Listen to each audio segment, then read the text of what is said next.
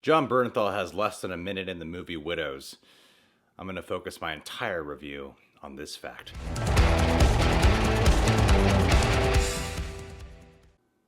God, I love this app. Oh, that's right. I'm shooting a movie review. What was I doing on my phone?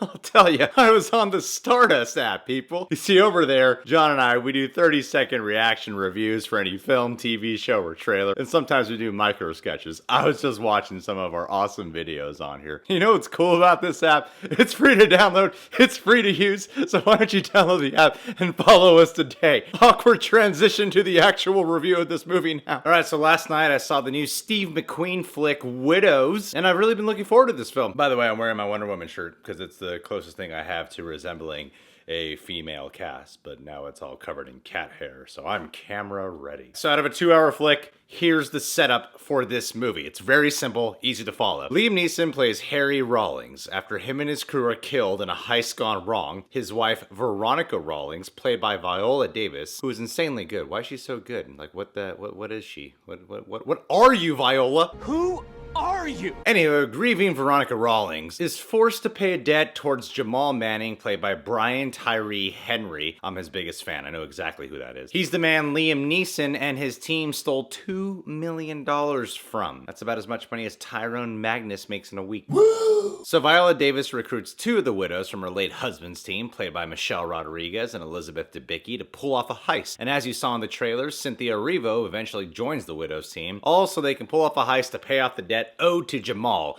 who has a scary-ass violent brother played by Daniel Kaluuya. Oh yeah, Jamal is also running for mayor against Colin Farrell, who has a famous politician father played by Robert Duvall. And then there's other characters and stuff. That's the setup of the movie. Yep, it's a lot. It's a lot. Yet, the film doesn't feel overstuffed, which is something I cannot say for another movie that came out this weekend.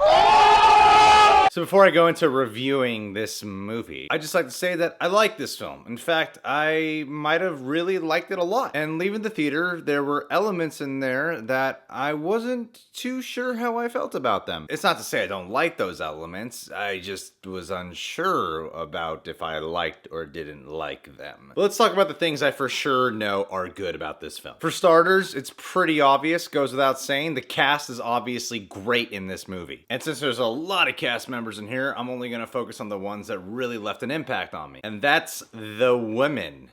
Because women are awesome. Seriously, every female performer in this delivers such a nuanced performance. I didn't feel like this is a film about strong women. I mean, yeah, they are strong women, but the movie wasn't like in my face about it because the main women in this film are widows who are all grieving in their own unique ways. There's a lot of pain behind each of the widows' roles. Viola Davis is the lead, and she brings all the things we love about Viola Davis. She's in a lot of pain, but she has to do everything she can to remain focused and stay strong, despite the fact that she's battling emotions of grief. Elizabeth Debicki is very much a battered woman, and instead of the movie shoving it in my face, saying, look, she's a victim, feel sorry for her, she'll be strong eventually, the writing and performance combined gave us a character that's so easy to latch onto. You care for her because she's a great character. It was fascinating to see Michelle Rodriguez in this movie. You know, she's in the Fast and the Furious franchise.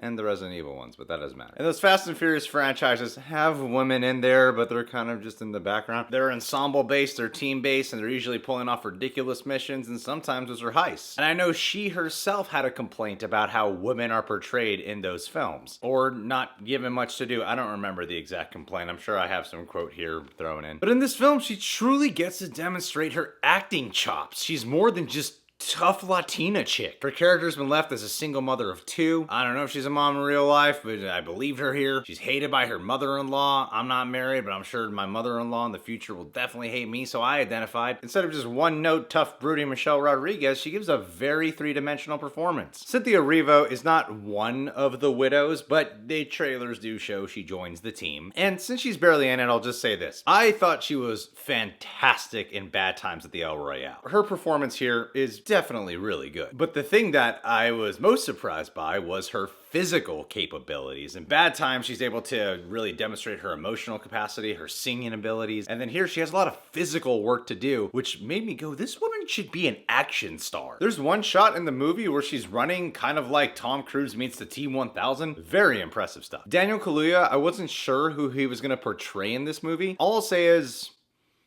the dude's pretty scary. He's not exactly given insane amounts of dialogue, but I really appreciate the subtlety of his performance. Because at first viewing, you might be thinking Daniel Kaluuya's in this, but his character's not really fleshed out on screen. But it's Daniel Kaluuya, come on. But I don't think his character fully needs to be. And there's little things here or there that I really like that show extra layers of depth added to his character. Like there's one moment where he's stalking someone and there's audio on how to speak Spanish playing in his car.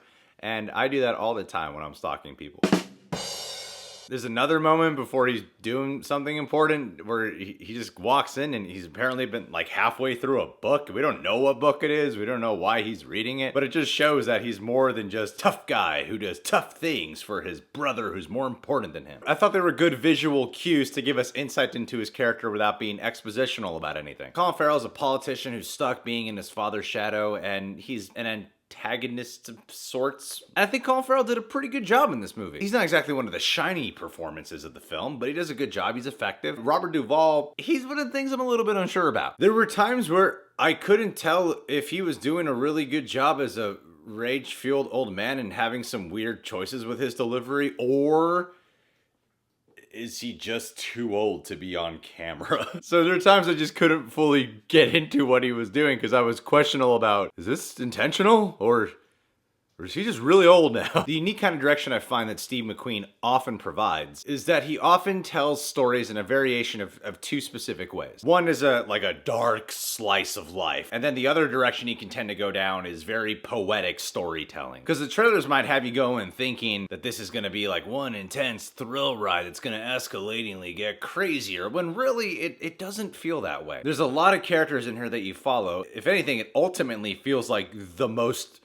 realistic heist movie you will ever see. Even thinking about the actual heist itself, it's not exactly that crazy compared to, you know, what we usually see in movies. But the emotional stakes and build up to it are very much felt, which intensifies it. So when it all goes down, it's pretty freaking gripping. Yeah, it's pretty cool. But majority of this film is really a drama where you're studying these people's lives, the way they feel about others, the way they feel about themselves, a lot of grieving, a lot of corruption, and then themes that touch on racism, while this plot is slowly moving towards the eventual heist. It was cool to watch because there were moments where I was a bit unsure about the actual direction of where Steve McQueen chose to point the camera. Because I'd watch certain things and go, that's weird. I wonder why I did that. And then when I think about it, I go, oh, you know what? It might actually be. That happened quite often. There were things where I would go, why did that happen? Or why did they choose to do it this way? Then when I would really think about it, I would come to a certain conclusion. I don't know if I'm right about that, but I often like the conclusions I jump to.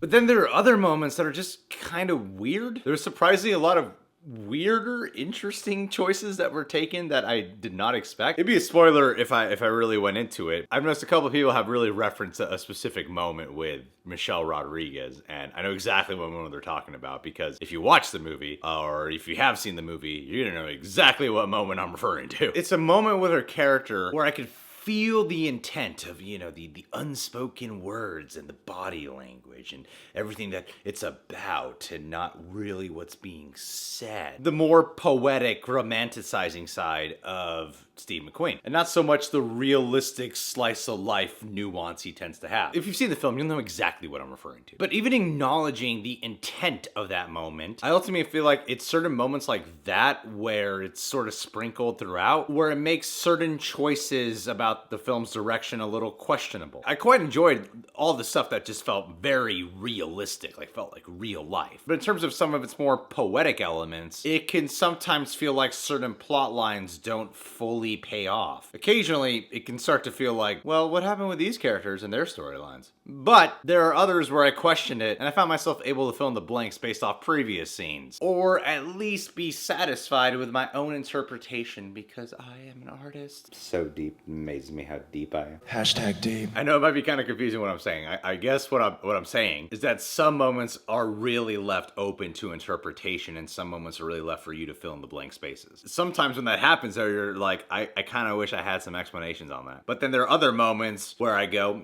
I don't think we needed an explanation on that, and I like it. And with, heist genre movies like this, even if Steve McQueen's directing it, I guess they're gonna throw in moments that have certain twists. There's a particularly pretty big one that when it happened, I was like, and I think the whole crowd was like, whoa, that's an early twist. But as the film progressed, I was kind of wishing this twist wasn't in the movie. I kind of thought it took away some of the emotional strength of its specific tale. So it ultimately didn't feel all that necessary, and I didn't really think it was utilized. Either way, it's a heist movie that has a lot of artistic choices throughout. It has sprinkles of messages here or there that often deal with racism. It was something I didn't expect. It was another element to this movie where I would go, is this really necessary for this movie? Then again, it goes so in tune with the characters and the world they live in. And because it's ultimately a dark character study, and when I say study, it does feel like that. It's sort of an observational piece of these people at this moment in time. While there were enough moments of intensity, I was never quite emotionally moved by the drama as often as I would like to have been. But even when I wasn't, I was always fascinated, and I was also very interested the entire time I was watching it. Weirdly, I feel like on a second viewing, I might be more emotionally moved by everything, since there's a lot to take in throughout. There's a lot of plot unfolding throughout, and there's a lot of character study going on throughout. So I'm actually very curious to know what audiences think about this. I know critics are really liking it, but I wonder what the cinema score is going to be, because at the time of shooting this, I don't know. Either way, I do really recommend this movie. I quite enjoyed it. I don't know who's going to like it, and I don't know who's going to love it. I don't really know anyone who's going to hate this movie, except for Christian Harloff, who apparently didn't like it. Loved the idea of the movie, hated the execution of it. Hate it. But I liked it, and I recommend it. Do you guys see Widows? What's your favorite Steve McQueen movie? That could either be the director, the famous legendary actor, or that pretty guy from The Vampire Diaries and Piranha 3D. Comment below. You guys can subscribe to the Reject Nation, click that notification bell, and hey, check us out on the Stardust app. Free to download, free to use. I like free stuff. Do you?